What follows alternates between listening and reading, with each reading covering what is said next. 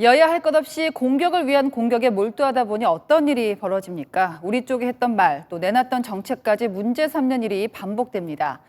대통령을 뽑는 선거조차 국정 철학보다는 정치공학적인 계산만 하다 보니까요. 이 국민들만 일관성 없는 정책 환경에 노출되고 있습니다. 어떤 얘기인지 김성규 기자가 정리했습니다. 더불어민주당은 최근 60억 원대 자산가인 윤석열 국민의힘 후보의 부인 김건희 씨가 한 달에 7만 원의 건강보험료만 냈다는 것을 문제 삼았습니다.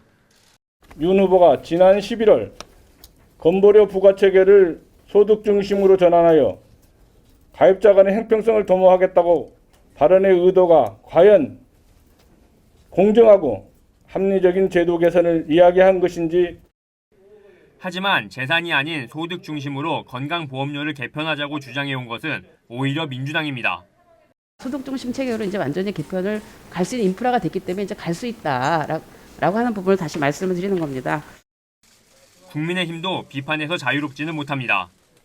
성범죄물 유통을 막기 위한 N번방 방지법은 20대 국회 당시 국민의힘도 찬성에 가결시켜놓고 2030 남성 표심을 위해 최근 재개정을 추진하겠다고 나섰습니다.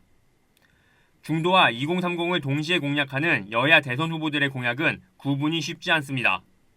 가상자산에 대한 과세는 지금 주식 양도소득세 부과하는 시점과 맞춰서 한 1년쯤 연기하는 것이 저는 맞다고 생각하고, 가상자산 소득에 대한 과세 역시 가상자산에 대한 제도적 뒷받침이 충분히 이루어질 때까지 유예해야 할 것입니다.